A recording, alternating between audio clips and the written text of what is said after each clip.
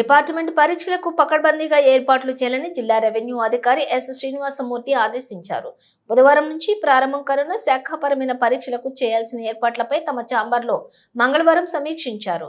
ఎటువంటి లోటుపాట్లు లేకుండా పరీక్షలకు పక్కా ఏర్పాట్లు చేయాలని డిఆర్ఓ చెప్పారు.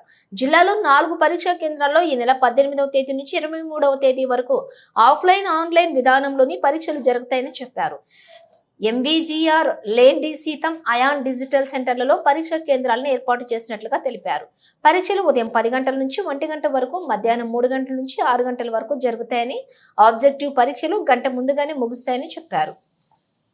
అభ్యర్థులు పరీక్ష ప్రారంభానికి గంట ముందుగానే కేంద్రాల వద్దకు చేరుకోవాలని సూచించారు. ఉదయం పరీక్షకు 8:30 నుంచి 9:15 వరకు, మధ్యాహ్నం పరీక్షకు 1:30 నుంచి 2:15లోగా పరీక్షా కేంద్రంలోకి అనుమతిస్తారని తెలిపారు.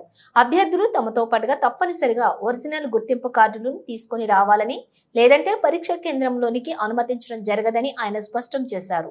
అనుమతి పొందిన దివ్యాంగులు స్క్రైబ్ ను తామే తెచ్చుకోవాలని డిఆర్ఓ సూచించారు. రాత పరీక్షకు ఏపీపీఎస్సీ నుంచి అనుమతి ఉన్న బేర్ యాక్ట్ పుస్తకాలను మాత్రమే తీసుకురావాలని, ఇతర పుస్తకాలకు అనుమతి ఉండదని స్పష్టం చేశారు. తమతో పాటు సెల్ ఫోను, స్మార్ట్ వాచ్లు, ఇతర ఏ విధమైన ఎలక్ట్రానిక్ పరికరాలకు అనుమతి లేదని, వీటిని అభ్యర్థులు తీసుకురావద్దని సూచించారు.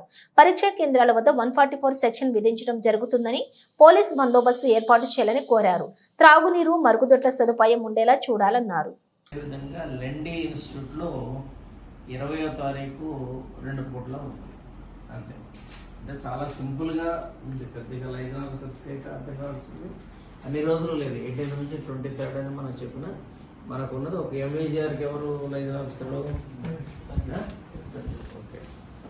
సో మీకు మాత్రమే కంటిన్యూగా ఉంది, మిగతా వాళ్ళకి ఆ డేస్లోనే ఉంది.